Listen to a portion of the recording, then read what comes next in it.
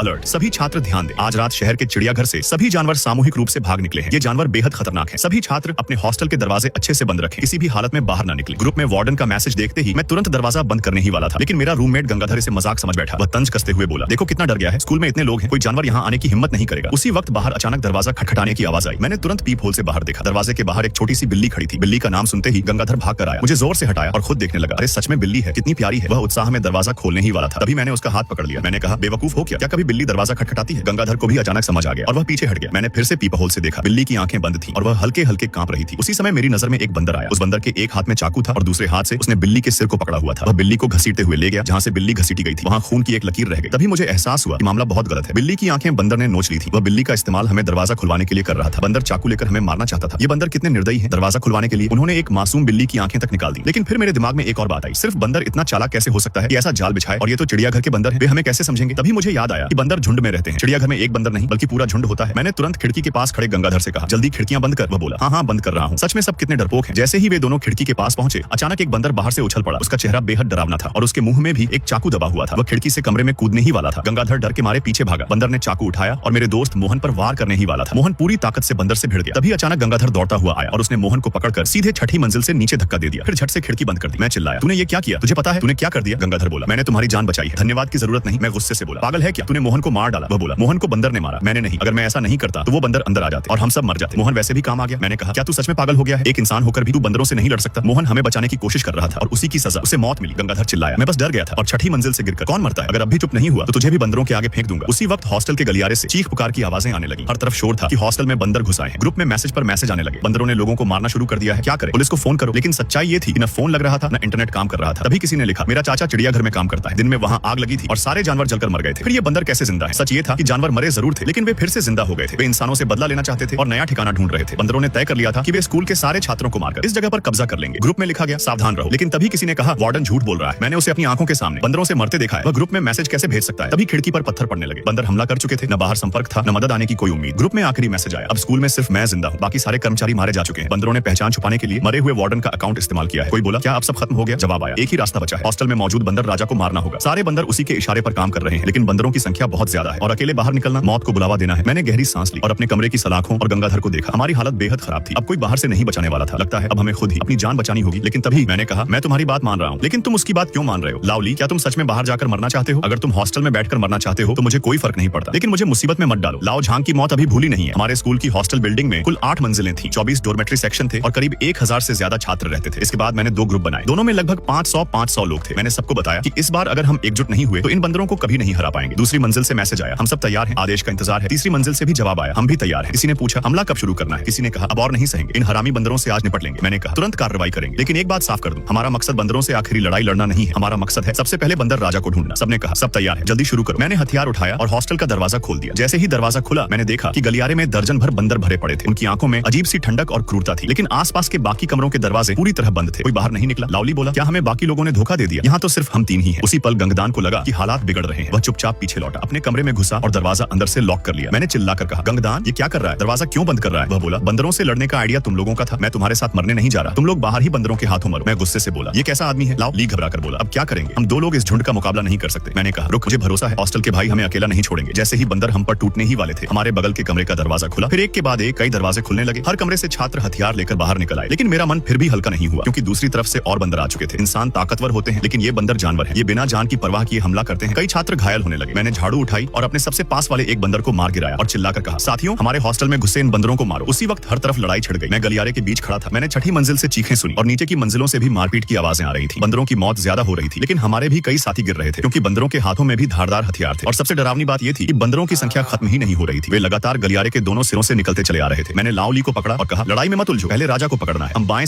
से बाएं दौड़ते रहे, लेकिन कहीं भी बंदर राजा दिखाई नहीं दिया। इसी बीच ग्रुप में मैसेज की बाढ़ आ गई, बंदर राजा नहीं मिल रहा, बंदर बहुत ज्यादा है, अगर ऐसा ही चलता रहा तो सब मारे जाएंगे। किसी ने पूछा, अब क्या करें? मैंने कहा, सब एक जगह इकट्ठा नहीं होंगे, अगर इकट्ठा हो गए तो आखिरी मौका भी खत्म हो जाएगा। प्रिंसिपल और उस गुमनाम व्यक्ति ने कहा था कि बंदर राजा है, ये झूठ नहीं हो सकता, हमारे पास पीछे हटने का कोई रास्ता नहीं है, एक एक कमरे की तलाशी लो, किसी भी हालत में बंदर राजा को ढूंढना होगा। ग्रुप में कोई बोला, बहुत से छात्र मर चुके हैं, हम ज्यादा देर नहीं टिक पाएंगे। मैंने जवाब दिया, डरो मत, जब तक बंदर राजा जिंदा है बंदर खत्म नहीं होंगे, राजा मरा तो सब खत्म हो जाएगा। मैंने मोबाइल रखा और लावली के साथ फिर से तलाशी शुरू की। हर मंजिल, हर कमरा, यहाँ तक कि हर टॉयलेट की हर सीट भी देख ली, लेकिन बंदर राजा कहीं नहीं मिला। लावली बोला, क्या सच में बंदर राजा हॉस्टल में ही है? मैंने कहा, जरूर है। उसी पल मेरे दिमाग में बिजली सी कौन थी। मुझे समझ आ गया कि बंदर राजा कहाँ छिपा हो सकता है। सकता है। लाओ, ली बोला। क्या हुआ? डर के मारे सुन्न हो गया क्या? मैंने कहा मुझे उसकी जगह समझ आ गई है। वह बोला कहां? मैंने कहा हमारे अपने कमरे में। हमने अब तक अपने ही कमरे की तलाशी नहीं ली थी। पूरी इमारत लड़ाई में लगी थी। सिर्फ गंगदान अकेला अपने कमरे में दरवाजा बंद करके छिपा था। हम दोनों दौड़ते हुए अपने कमरे की तरफ भागे और मैंने चिल्लाकर कहा गंगदान जल्दी दरवाजा खोलो, दरवाजा खोलो, हमें बहुत जरूरी काम है। वह बोला मैं तुम्हारी बात क्यों सुनूं, तुम सब बाहर ही मर जाओ। गंगदान के दरवाजा न खोलने पर मैंने लोगों को लकड़ी से दरवाजा तोड़ने का आदेश दिया। जैसे जैसे हम दरवाजा तोड़ने लगे आसपास के बंदर और ज्यादा उग्र हो गए, जिससे लड़ रहे छात्रों पर दबाव बढ़ गया। लेकिन इससे मेरा यकीन और पक्का हो गया कि बंदर राजा इसी कमरे में है। तुम लोग अंदर मत आना, कमरे में सिर्फ मैं अकेला हूं। अगर दरवाजा तोड़ा तो मैं तुम सबको नहीं छोड़ूंगा। जोरदार धमाके के साथ दरवाजा टूट गया और अंदर का दृश्य देखकर सब सन्न रह गए। गंगदान के पीछे एक ताज पहना हुआ बंदर राजा खड़ा था। उसके नुकीले पंजे गंगदान की गर्दन में धंसे थे और वह बाहर की तरफ भयानक चीखें मार रहा था। गंगदान चिल्लाया तुम सब पीछे हट जाओ वरना ये बंदर राजा मुझे मार देगा। मैं गुस्से से कांपता हुआ आगे बढ़ा और बोला तुम्हें एक बंदर से भी डर लगता है क्या? तुम्हें पता है तुम्हारी वजह से कितने लोग मारे गए हैं? बंदर राजा और जोर से चिल्लाया और उसके पंजे गंगदान की गर्दन में और धंस गए। खून बहने लगा। क्या तुम इस बेकार की जान से मुझे धमका रहे हो? तो इसे अभी मार डालो, शायद मैं तुमसे भी ज्यादा चाहता हूँ कि ये मरे। बंदर राजा ने गंगदान को जोर से लात मारी और उसे मेरी तरफ फेंक दिया। फिर खिड़की से भागने की कोशिश करने लगा। मैंने गंगदान को धकेलकर बंदर राजा की तरफ छलांग लगाई। जैसे ही वह कूदने वाला था मैंने उसकी टांग पकड़ ली, पूरी ताकत से खींचकर उसे वापस कमरे में घसीट लिया। पीछे से सारे छात्र टूट पड़े और सबने मिलकर बंदर राजा को पीटना शुरू कर दिया। 10 सेकंड भी नहीं लगे और बंदर राजा वहीं ढेर हो गया। उसी पल गलियारों में मौजूद सारे बंदर जैसे समझ गए कि उनका राजा मर चुका है, वे सब झुंड के झुंड पीछे हटने लगे। सब चिल्लाए हमने जीत लिया, बंदर भाग गए, हम बच गए। बाद में मैंने ग्रुप में पूरी बात समझाई। तभी गंगदान गुस्से में आकर मेरा कॉलर पकड़ लिया और बोला बंदर राजा ने मुझे बंधक बनाया था और तुमने मेरी जान की परवाह नहीं की। मैं तुम्हें नहीं छोड़ूंगा। मैंने ठंडे स्वर में कहा नहीं छोड़ोगे तो क्या कर लोगे? अब पूरे हॉस्टल के लोग मेरे साथ थे। सब जानते थे कि इन्हीं की वजह से इतने लोग मरे हैं। किसी ने कहा इसे मार दो, किसी ने कहा पहले सजा दो। मैंने इशारा किया। 2 लड़के आगे आए और गंगदान की दोनों बाहें पकड़ ली। मैंने झाड़ू उठाई और 2 जोरदार वार किए। उसकी दोनों बाहें टूट गई। किसी ने कहा अब बंदर चले गए हैं, चलो स्कूल से भाग चलते हैं। मैंने कहा नहीं, खतरा अभी खत्म नहीं हुआ। हॉस्टल सुरक्षित है, इसका मतलब पूरा स्कूल सुरक्षित नहीं है। बाहर चिड़ियाघर के जानवर घूम रहे हैं जो बंदरों से कहीं ज्यादा खतरनाक है। मैंने सबको चेताया, जो जाना चाहे जा सकता है, मैं नहीं रोकूंगा। कुछ लोग बाहर निकल गए। गंगदान भी उन्हीं के साथ लंगड़ाता हुआ चला गया। जाते जाते बोला मैं लौटकर बदला लूंगा। किसी ने मुझसे पूछा क्या उसे ऐसे ही जाने देंगे? मैंने कहा बाहर उसका बचना मुश्किल है, वह हमारे लिए रास्ता जांचने वाला चूहा बनेगा। तभी ग्रुप में एक अजनबी का मैसेज आया। मैं बहुत गुस्से में हूँ क्योंकि तुमने बंदर राजा को मारा है। 5 मिनट बाद जानवरों की सेना हमला करेगी। इस खेल की कोई समय सीमा नहीं होगी। जब तक हॉस्टल में आखिरी इंसान नहीं मरेगा तब तक हमला चलता रहेगा। ये सजा है बंदर राजा को मारने की। मैसेज पढ़कर मैंने गहरी सांस ली क्योंकि यह अब मौत का खेल बन चुका था। हमने तुरंत दरवाजे मजबूत करने शुरू कर दिए। तभी देखा स्कूल गेट पर 2 लोग भागने की कोशिश कर रहे थे और एक जिराफ ने उन्हें कुचल दिया। अगले ही पल जानवरों की सेना स्कूल में घुस आई। बाहर गंगदान दरवाजा पीटते हुए चिल्ला रहा था दरवाजा खोलो, जानवर मुझे मार देंगे, तुम मुझे मरते हुए देखना चाहते हो? किसी ने जवाब दिया तुम्हारे जैसे इंसान के लिए दरवाजा नहीं खुलेगा, तुम यहीं मरो और लाओ झांक से माफी मांगो। तभी एक काला भालू आया और गंगदान को उठाकर एक ही बार में निकल गया। फिर भालू ने दरवाजे पर हमला कर दिया। अंदर रखी मेज कुर्सियां उड़ गई और अगले ही पल जानवरों की सेना दरवाजा तोड़कर हमारे हॉस्टल में घुस आई।